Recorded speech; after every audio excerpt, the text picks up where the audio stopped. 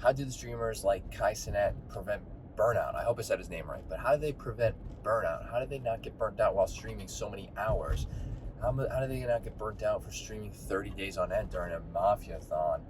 How do they not get burnt out from spending so many hours behind, let's say, a computer screen streaming or playing video games?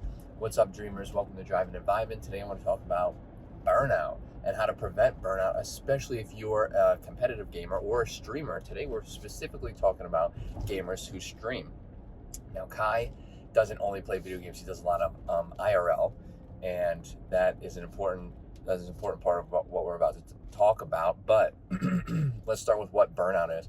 Burnout is the feeling of, kind of losing desire to do something that you very much enjoy to do. Burnout is that feeling of tiredness, the fatigue feeling, the mental fatigue that you get when you know, let's say you're streaming. A lot of streamers have experienced burnout. Let's say you're streaming 6 days a week for 8 hours a piece each stream, and you start getting to the point where you're like, oh man, like you start dreading streaming, even though you love playing video games, you love chatting with your community, you love being in front of the camera.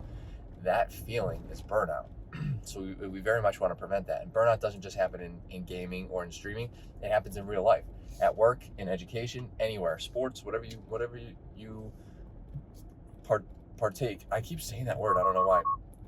Whatever you deal with in life. Now, what's the best way to combat it? Now we're going to go back to Kai. He just did a 30-day transformation. I'm going to talk about this. I just talked about progress, so go check that video out. It's one of the most recent videos I just made. Talked about the progress and why it's important to focus on progress, since he made such transformational progress in 30 days. But what's important is the fact that somebody approached him, or he thought that it's a good idea to get my fitness in order. Now he went for muscle gain, obviously. Goals will be different, but what's important about that is he is working on his health.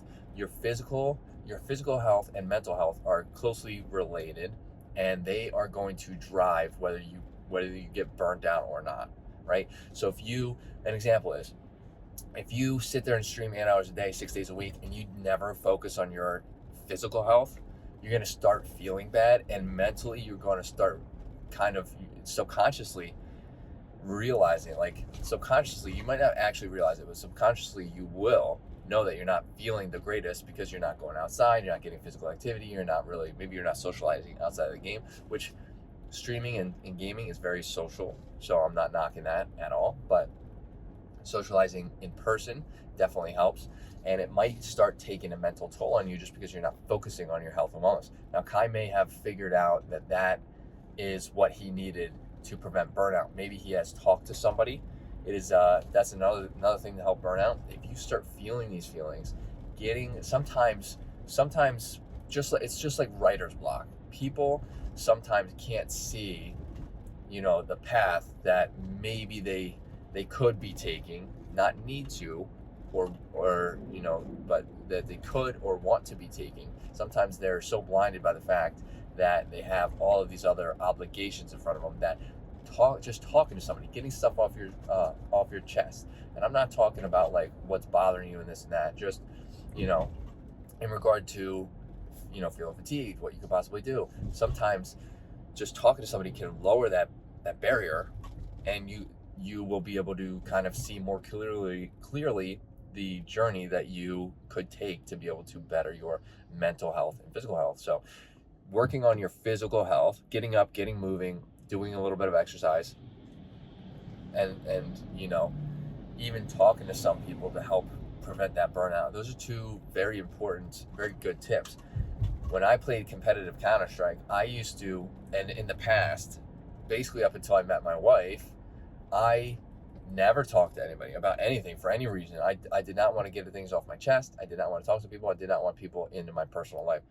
And I bottled everything up, and that was I'm going to go ahead and say that did not benefit me. Now there are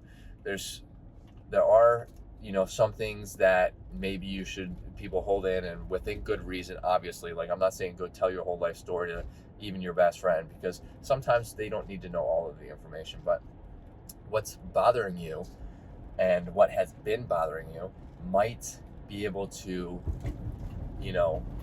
be able to talk to somebody will be able to help you move forward past that. Okay, because it's like a fresh set of eyes, right? Kind of like a reset, like getting that second, what's the word I'm looking for? Second opinion, right?